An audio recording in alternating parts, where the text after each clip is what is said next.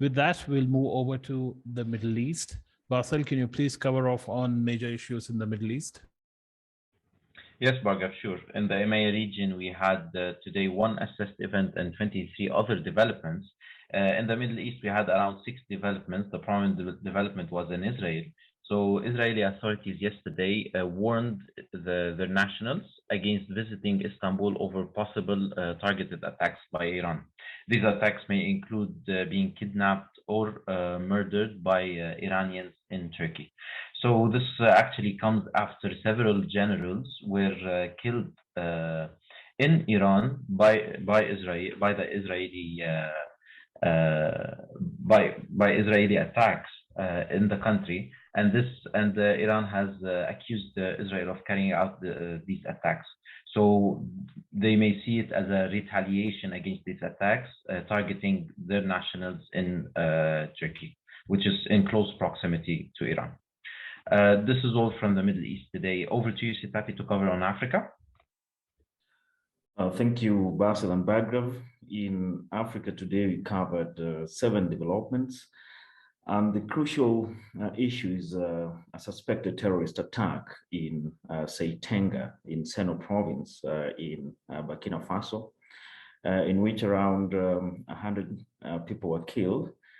And this particular event or attack took place on June 12th. And a point to note is that this is the deadliest attack this year by suspected terrorists, and also the most prominent attack since President Sandaogo Damiba took office following the January 23rd coup, in which former President Christian Kabore was deposed by the military. And the further context of the issue at hand is the recent increase in attacks by armed groups, especially over the last 2 or so months, which also indicates the incapability of the Burkinabe army to combat armed attacks, which can be attributed to the relatively smaller size of the army, as well as the poor equipping of the military forces. And further to this, we need to be aware that perhaps a further increase in attacks by armed groups in Burkina Faso could lead to an increase in anti-government sentiments, which also led to the deposition of the administration of former President Christian Kabore. So possible attacks could mostly target mining companies, as well as civilians and military officers in the country. And so businesses and operations in Burkina Faso need to monitor attacks by armed groups and evaluate their security protocols at their business premises in the midst of these rising attacks. So that's all from Africa today. Back to you, Bassel, to cover Europe. Thank you.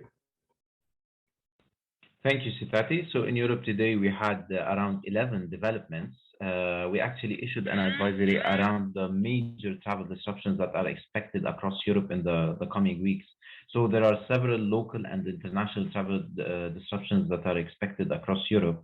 This will likely affect the air travel in the UK and Spain, as well as the public transportation services in Italy. So these 3 countries are the main countries that are affected by transport strikes that will affect air travel and road travel. In Italy, the transport workers will stage a 4-hour public transport strike in Rome, which will affect buses, trams, and metro, and also light rail services. In Spain, the cabin crew from the Ryanair airline will stage a 6-day strike starting June 24 over low wages and working conditions.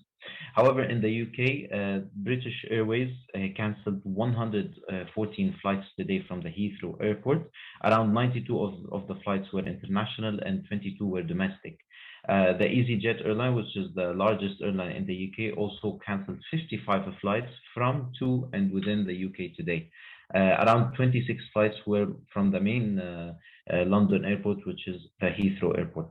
So clients in these countries, in Italy, Spain, and the UK, they are advised to keep in touch with their airlines, especially the British Airlines, the British Airways, sorry, the EasyJet Airlines, and the Ryanair for the updated flight information.